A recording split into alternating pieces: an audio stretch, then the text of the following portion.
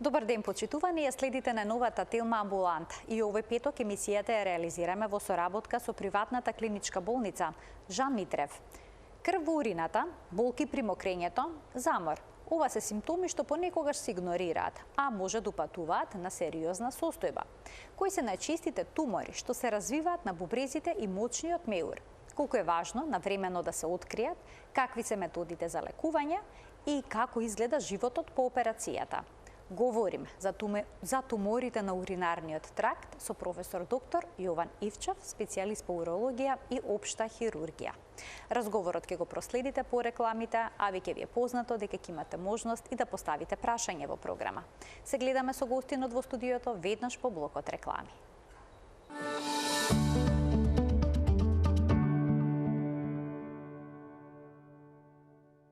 Го следите петочното издание на Телма Амбуланта, реализирано во соработка со клиничката болница Жан Митрев. Денеска ќе зборуваме за туморите на мочите патишта со професор доктор Јован Ивчев, специјалист по урологија и општа хирургија. Професоре, добар ден. Добар ден. Добре дојдовте во Телма Амбуланта. Кога зборуваме за тумори на мочите патишта, кои органи се всушност засегнати? Каде се може да се развијат туморите? Туморите на мочните патишта офаќаат одејќи од горе према надолу, офаќаат на прво место бубрезите, потоа уретерите, значи двата мочни одводни канали, мочниот меур сам по себе и уретрата, односно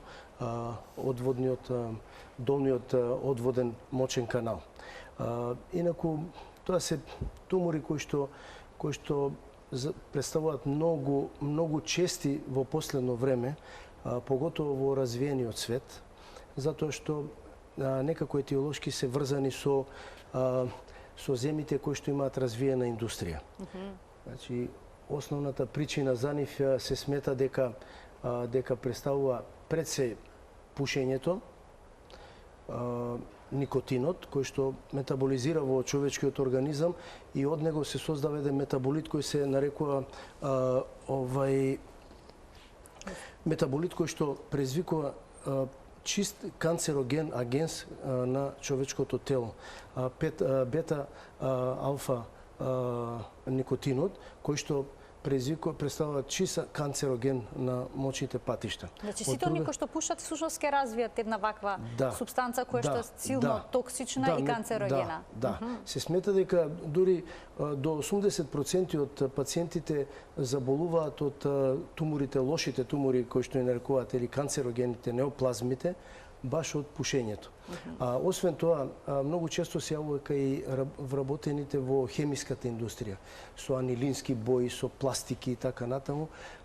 Имаме неколку примери баш и оваа година кои што ги оперирав, каде што луѓе работеле во хемиската индустрија и после тоа дури кај двајца имаше присуство на карциноми на двата бубрега истовремено, така наречени синхрони тумори. Тоа е така наречен бета-нафтиламин, кој што е директен канцероген и предизвикува неопластични болести кај пациентите. На друго место се смета нормално генетиката, како кај сите малигни заболувања. Последните некои истражувања ги анализирав и утврдено е дека настануваат како резултат на генски дефект на ниво на тој така наречен супресор, тумор супресор, кој што го спречува пролиферирањето, односно размножувањето на младите ткива, зашто карцинома представува всушност создавање на младо ткиво кое што не може да се контролира од страна на тие супресорни гени во организмот. Тој дефект се смета како еден од основните причини.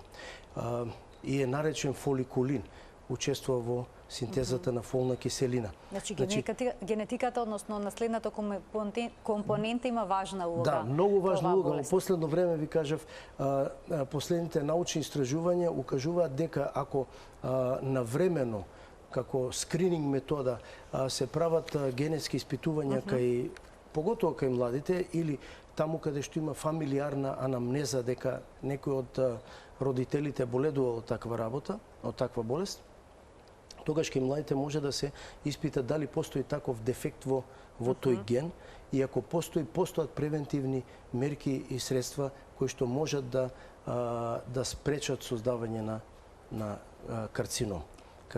Професоре, што е со хлорираната вода? Има некои студии кои што велат дека хлорот се поврзува со туморите на мочиот меур. Дали хлорираната вода за пиење навистина представува опасност или пак капењето во базени кој што има хлор? Капењето во базени само по себе не, меѓутоа користење на многу хлорирана вода за пиење е поврзана со појавата на карциномите на мочните органи, меѓутоа искрено да ви кажам, тоа не може никој со 100% сигурност да го потврди. Самиот факт што етиологијата, односно причината за овие малигни заболувања, генерално за сите малигни заболувања во организмот, независно дали се тоа на мочни патишта или на други органски системи, бараат многу сложени диагностички процедури, укажува дека се уште не е најден вистинскиот агенс, да речем, или вистинската причина за нивното настанување. Меѓутоа се знае дека одредени системи се склони за појавување врз основа на некои типови на агенси. Сега, дали е тоа само хлор, дали е тоа бета-нафтиламинот, дали е тоа изразено масната храна која што се користи, да речем, во исхраната, дали е тоа геоположбата на местото каде што живее населението, па тоа е изложено на разни влијанија од, како што реков, од индустријата, од токсини или од начинот на живењето. Сепак епидемиологијата е многу комплексна и мора да се пристапува мултидисциплинарно, како да ви кажам, за да се каже дека тоа е вистинската причина. А кога зборуваме за ризик фактори, што е со честите инфекции на мочниот меур, кои што понекогаш се упорни и траат долго време? Честите Можете инфекции... ли тие да бидат ризик за појава на тумор? Апсолутно, да. Докажано е дека нерешена навремено калкулоза на мочните патишта, значи присуство на камчиња, доведува нормално до постојано присуство на некоја хронична инфекција, постојано присуство на бактерии. Тоа хронично оштетување на мукозата, на слузницата на мочните патишта може да предизвика алтерирање, значи преминување на пролиферација, односно создавање, значи ние во медицината окажуваме тоа метаплазија, дисплазија, потоа карцином инситу, почетен карцином и развој на класичен карцином. Значи затоа навременото решавање на калкулозата на мочните патишта представува многу важна превенција за малигните болести. А што со оние пациенти кои што мора да носат катетар? Дали тоа е ризик? Да, постои кај нив таков ризик, апсолутно. Тука затоа сме ние уролозите гледаме да што помал процент од пациентите бидат на стален катетер. Затоа се прават тие голем број на операции разни типови, значи од класична хирургија, ендоскопска, лапароскопска и така натаму, за да се ослободат пациентите да не бидат на стален катетер.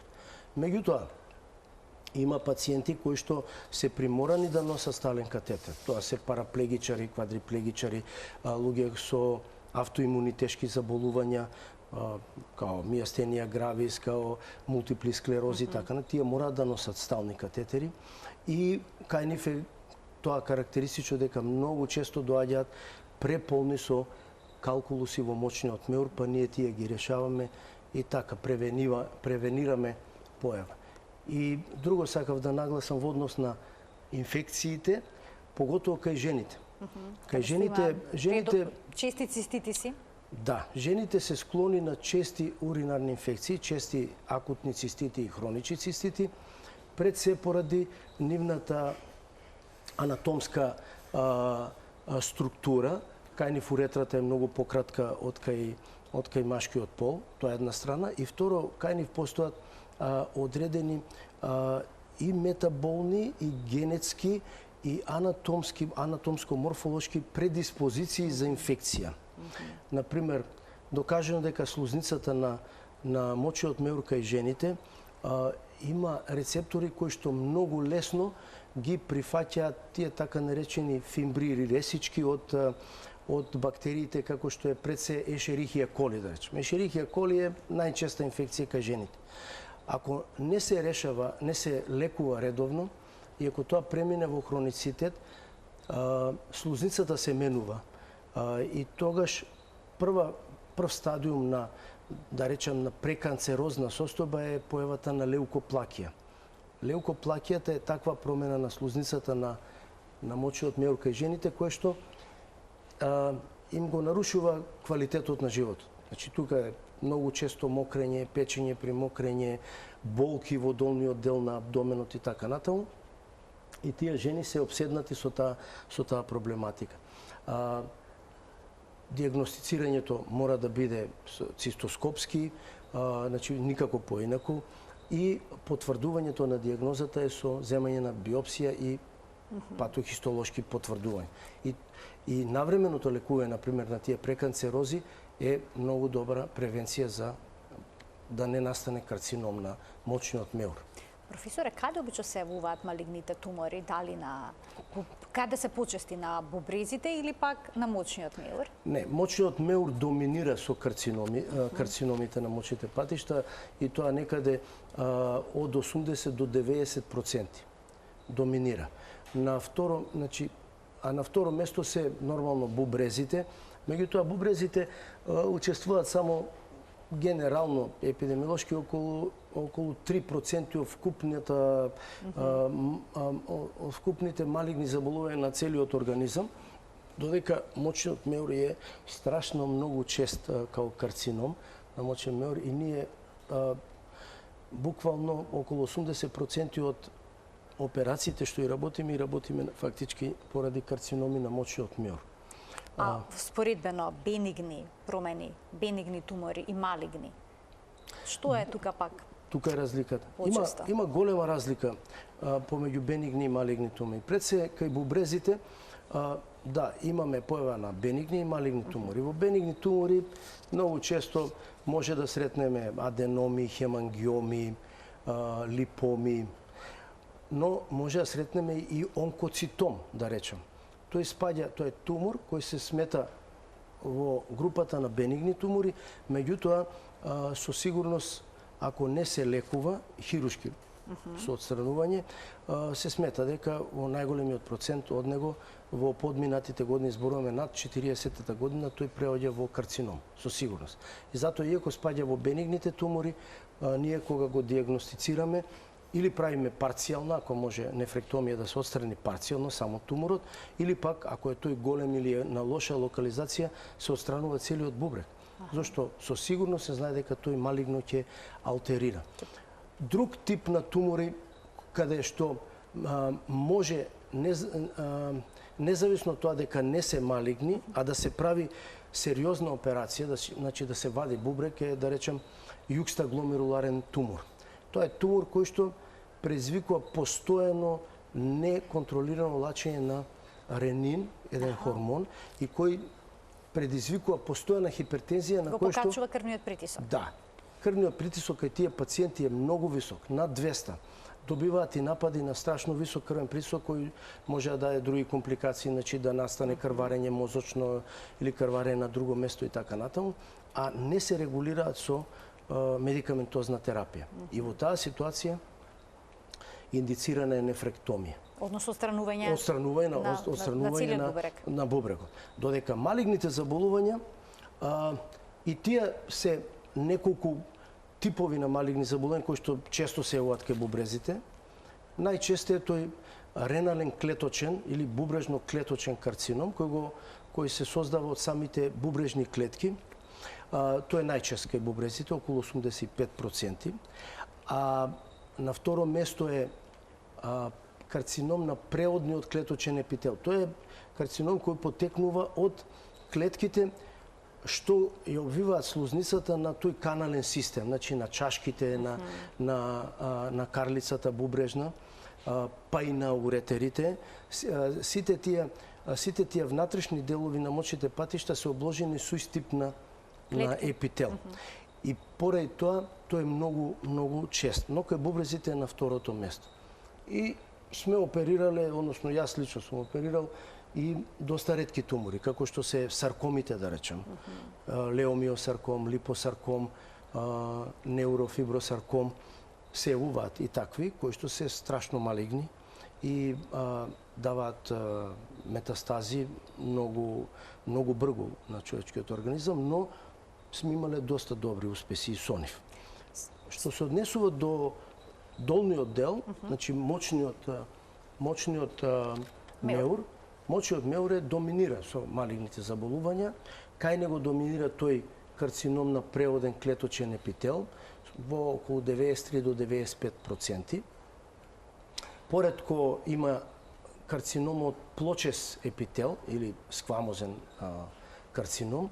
Тој е многу малигни карцином, страшно малигни карцином и треба што побрзо целиот мочен меур да се отстрани. Во мочниот меур најчесто доминира транзишнал сел карциномот. Бенигни тумори во мочниот меур ретко се диагностицираат. Така, обично кој ќе се издиагностицира тумор на мочниот меур, обично е малиген. Обавезно треба веднаш да се оди на уролог и да се земе биопсија, да се направи цистоскопија, да се земе биопсија, да се даде правата диагноза на време. Професоре, што укажува? Кои симптоми може да го наведат пациентот да се посумнева да ги има некаков проблем? Па и докторот, нели, кога ќе се јави пациентот? Ова е одлично прашање, затоа што постојано ние, уролозите, имаме проблем со тоа во однос на пациентите. Затоа што ненавремено ни се праќаат пациентите со малигни заболувања на мочниот меур. Зошто? Затоа што како прв симптом најчесто се јавува безболна хематурија. Значи малку ќе забележи крв во урината, многу малку. Значи као розева урина и така натаму, кое што најчесто сама по себе се губи. Или ќе иде на матичниот доктор вообичаено му прави анализа, урина, крвна слика и така натаму. Крвната слика ќе биде апсолутно нормална, а во мочката ќе се најде неколку еритроцити и леукоцити. Врз основа на тоа веднаш му даваат антибиотик со незавршена диагностика, антибиотик и на тој пациент обично му прекинуваат симптомите. И тој пациент мисли дека тоа е обичен цистит и со месеци не доаѓа нормално на контрола, нема никаков проблем. После неколку месеци, а може и година, повторно добива хематурија, меѓутоа сега веќе пообилна хематурија и тогаш го диагностицираме ние карциномот. Ама многу пати веќе касно. Пропуштена е раната диагностика и интервенцијата која што би можела да даде подобри резултати. Јас би рекол мана во здравствениот систем. Скрининг диагностиката ние на ниско ниво, не е како во западниот свет. Секогаш има крв во урината? Секогаш тоа е почетниот симптом? Обично да. Ретко тие даваат кај мажите, се поврзува со тегоби поврзани со простатата, во смисла на почесто мокрење, некојаш инконтинентност, значи не може да го задржат тоа кај жените, почесто не може да задржат урината, па они тоа си го поврзуваат со староста, со слабост на мускулатура, со повеќе породување или лошо породување и така натаму.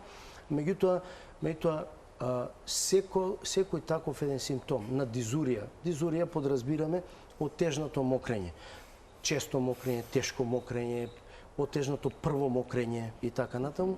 Значи промени во уринирањето. Потоа, кај жените често пати се на тежина, постојана тежина во предел на, ние велиме долниот дел на абдомен, супрапубичната регија, кое што секојаш ја поврзуваат па со јајници, па матката и така натаму. Никогаш не се мисли дека може да има некоја сериозна болест на мочниот меур. Но не секој крв во урината, значи тумор на мочниот меур. Па затоа треба да се направат диагностичките испитувања. Крв во урината, обично ако е безболна крв, треба многу сериозно да се... Значи тоа е дополнителен симптом, односно непостоење на симптом. Безболната е најважниот симптом. Затоа што болната хематурија, ние често ја поврзуваме и најчесто е поврзана со калкулозата. Значи, некој камче, ќе помине камче низ каналот или ќе едноставно ќе врти во бубрежните чашки, па се јавува и болка во слабината и крв во урината. Потоа инфекциите сами по себе. Ние сме виделе случаи такви тешки акутни цистити кај жени каде што морало да се дава и субституција на крв и трансфузија зашто толку многу крвареле. Значи тоа се јавува кај тешки воспалителни промени.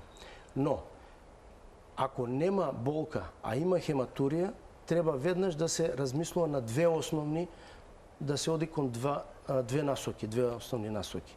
Едната насока е да се мисли на некое малигно заболување, а друга насока е да се мисли на некое бубрежно хронично заболување, како што е тоа, да речем, гломерулонефритот, како што е некоја папиларна некроза и така натаму, пред се гломерулонефритите, акутен хроничен гломерулонефрит, нешто нефролошка болест. Таа дава исто така безболно крварење. И едното и другото е опасно по живот. И едното и другото бара детална диагностика и многу интензивно лекување. Многу интензивно лекување.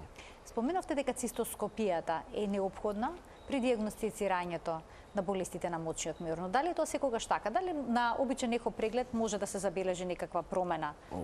Да, апсолутно. И на бубрегот, и на мочниот меур. Добар специјалист кој што знае добро да гледа ултразвук може да не претерам, ама преку 80% од случаевите да открие причината за некоја од овие симптоми што ги наброевме.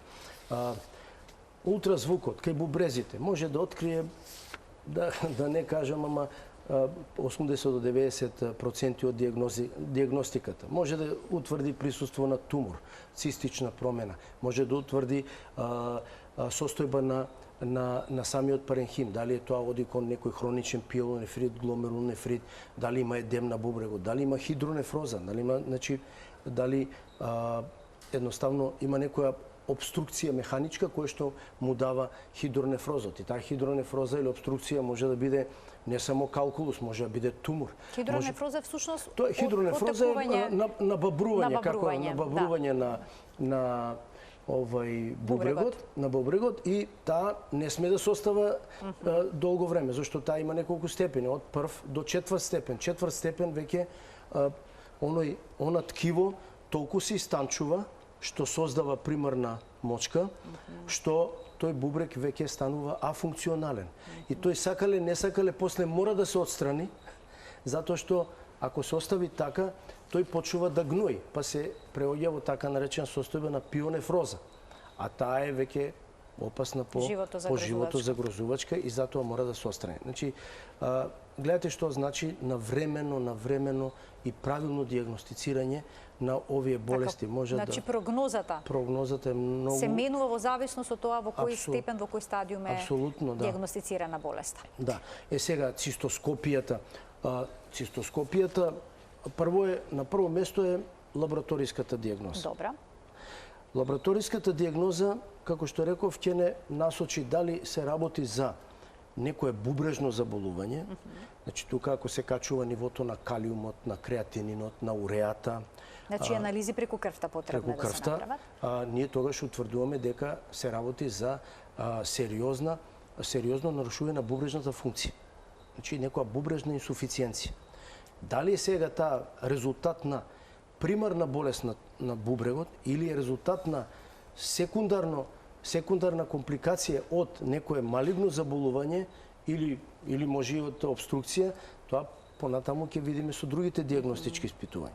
Потоа иде ултразвукот. Ултразвукот, ви кажав, ќе ни покаже 90% од причините што се случува со бубрегот.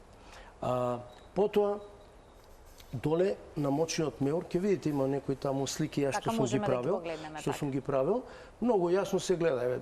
Сега баш гледав една пациентка која што беше дојдена, добила хематурија минатата година во март месец и после немала никаква хематурија и цело време е лечена од цистит.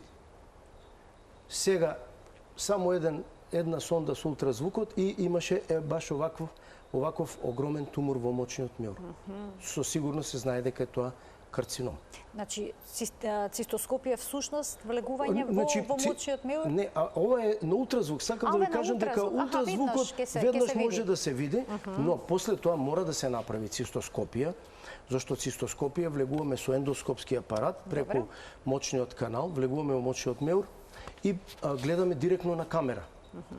Зголемувањето е огромно, значи на камера, најмалку 20 на пати е зголемена сликата и гледаме точно за каков тумор се работи, дали бенигни, дали малигни, дали е тој поставен на широка основа, значи дали е напреден некој карцином, дали е поставен на тенка основа, дали е мултипен, дали има многу такви тумори или еден тумор.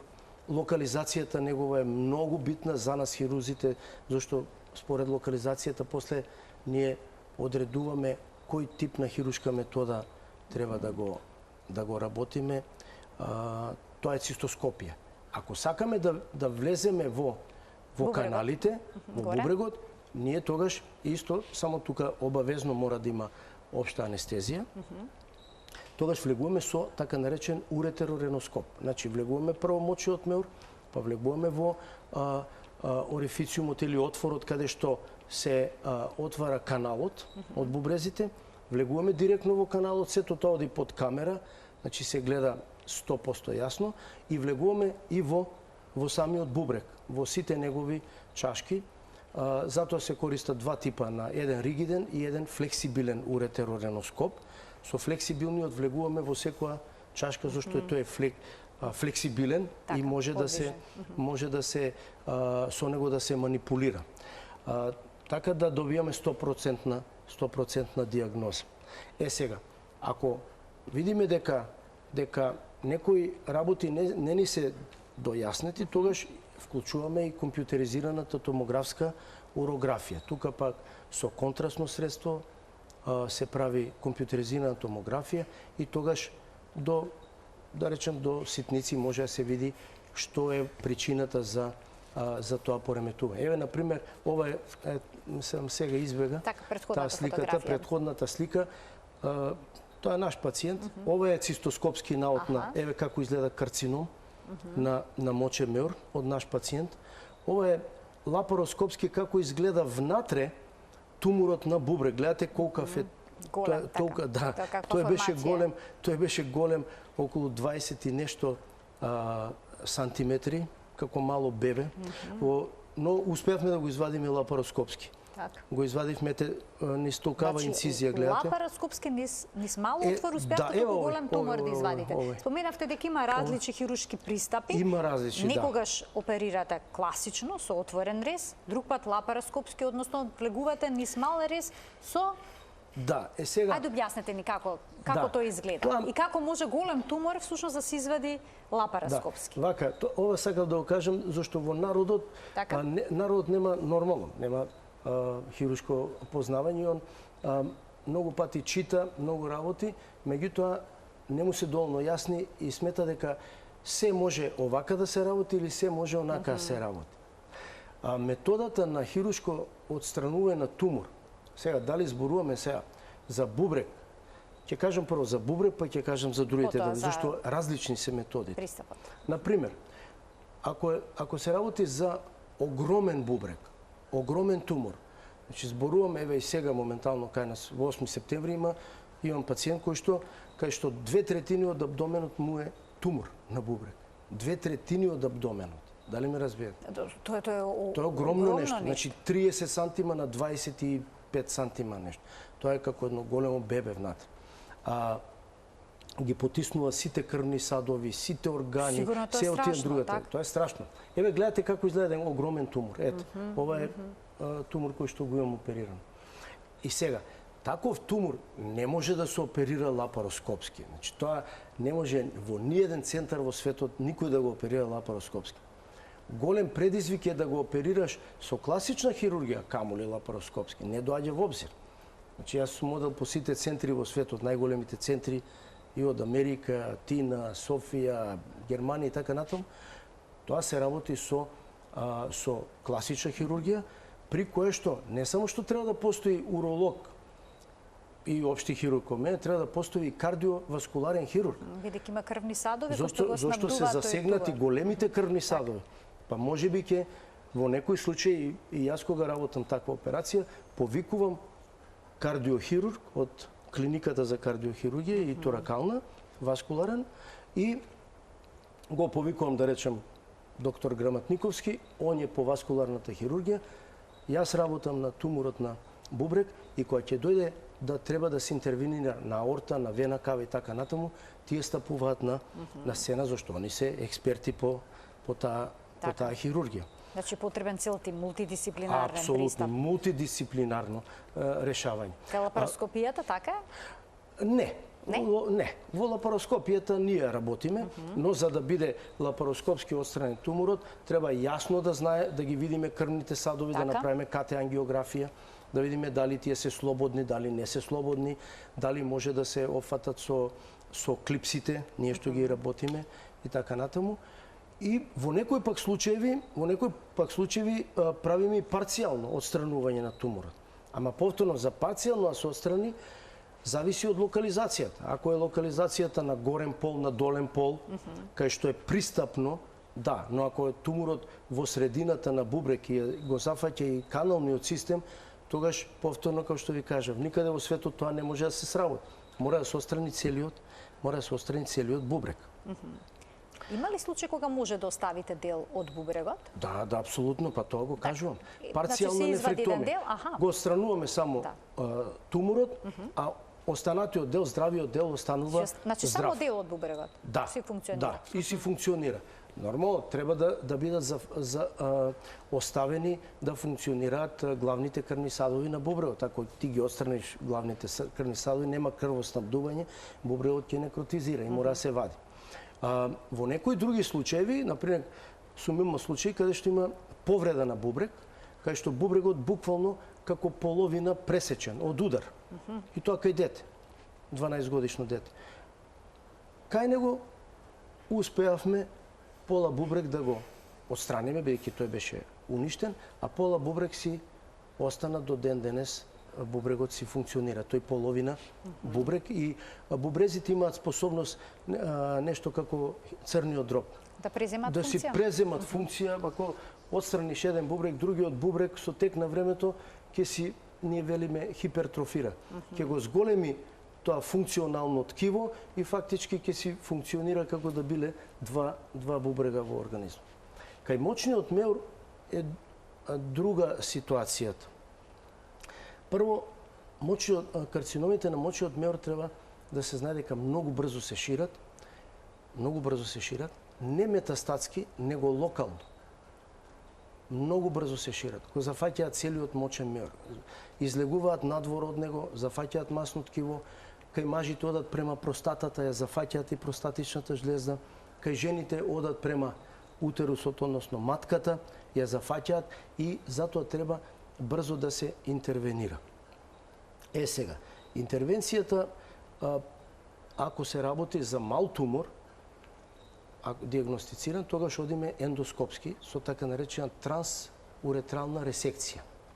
Трансуретралната ресекција влегуваме внатре како цистоскоп, нормално под анестезија, најчесто спинална, и ги отстранува. Локална анестезија? Спинална, тук, во орбетот. Сакам да кажам, пациентот е буден. Не, пациентот си е буден, дури си повеќето од пациентите си ја гледаат операцијата. Јас им ја давам, ја гледаат операцијата и некои се плашат нормално, велат не сакам да гледам и готово.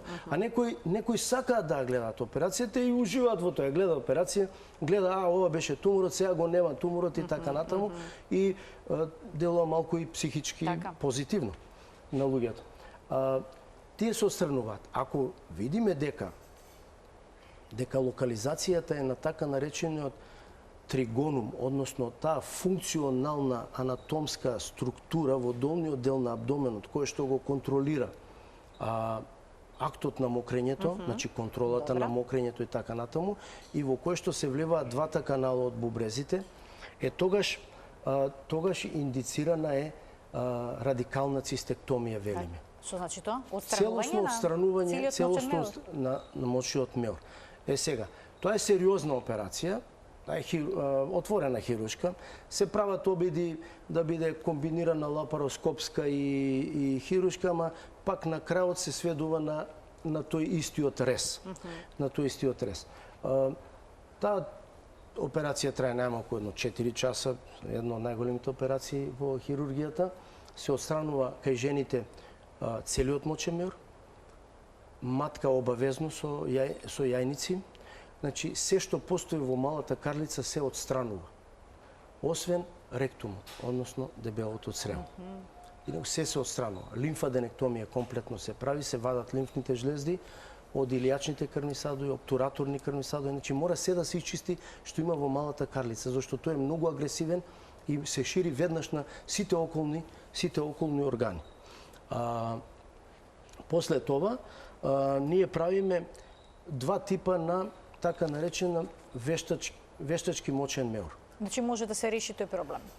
Мораме да го решиме. Значи, на почеток понекогаш пациентите со уростома, со кеса. Да, тоа сакам да кажам. Да, тоа сакам да кажам. Постојат две основни хируршки методи. Тоа едната се вели по брикер, така, тој уролог, а другата е по штудер.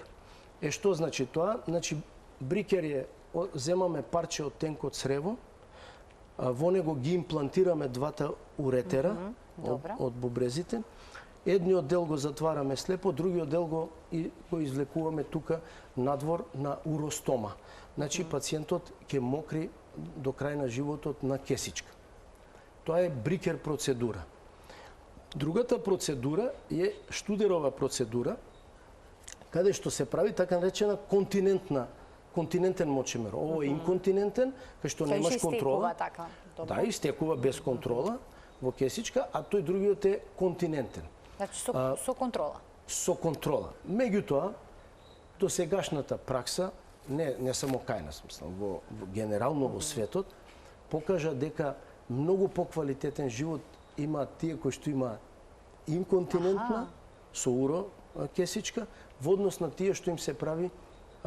Што не би се очекувало? Не би се очекувало, ама се очекува само ради тоа што оној вештачки мочен меур кој што правиме од неколку, ние велиме анзи, сегменти на тенкото црево, таа слузница е створена за да биде слузница на црево, а не на мочен меур. И таа лачи постојано голема количина на слуз, густа слуз, мукозна слуз. Таа мукозна слуз прави огромни проблеми затоа што на спојката кај што се спојува мочниот меур со уретрата доле, таа ја запушува. И тој пациент буквално треба со него да бидеш дење, ноќе, ако не ништо, ама првите 2 месеци, зашто треба цело време да се испира, да се ослободува тој пациент. Второ, почести се инфекциите кај нив и многу се почести компликациите. Еве, момент, сега пред неколку часа дојде еден пациент опериран таков штудер во Турција. Таква компликација и тоа опериран пред 2 месеца. Ја точно знам дека после вториот, кога ќе те оперираат таква метода, првите 2-3 недели го благословуваш докторот и велиш дека он е Господ, он те спасил и така на. После 2 месеца почнуваат компликациите и еве сега дојде пациентот, го гледавме и конзилиарно и се, и треба да се вади и бубрегот да се вади се одново и повторно да му се става уростома, ама на еден бубрек, еден мора да се вади. Зошто е загноен и така натаму. Како компликација? Како компликација од тоа. И само професор ги поканиме гледачите. Еве, кратка можност да ги повикам гледачите да се вклучат со нивни прашања во програма. Повелете. Така, значи тука запревме дека тој тип на контролирана вештачки мочен меур не се покажа како добро решение. Али ова другиот со уростома, луѓе живеат, јас сум оперирал, еве може да се јавате на телевизија, пред 20 години. 21 година. И сега како изгледа тоа? Постојано се полни и се празни? Не, тоа е една кесичка која се лепи буквално. Добра. Човек кога излегува надвор не може да го познаеш дека он носи кеса. Не влече кеса по него.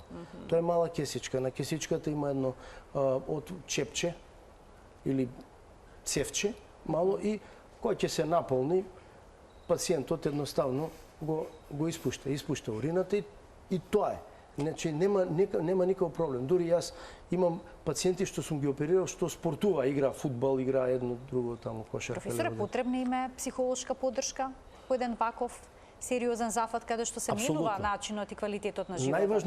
Најважно е пред таква интервенција да седнеш со пациентот, убаво да му нацрташ, убаво да му објасниш кои се последиците ако не се оперира, кои може да бидат можни компликации од операцијата и каков ќе биде неговиот квалитет на живот. Ако он го прифати, пациентот го прифати тоа, тогаш многу е полесно и за хирургот и за пациентот, зашто двајцата се припремени за една таква интервенција. Има многу пациенти, значи ако верувате имам направено, не знам, преку 400 такви. Тоа е огромна бројка. Огромна бројка, така. За досега. И од тие сигурно до животот 10 годишно преживување им преку 90%. Преку 90%. Значи тоа се веќе одлични бројки. Одлични бројки, да. А што е со оние пациенти кои што ќе биде сочуван дел од мочниот меур при операцијата?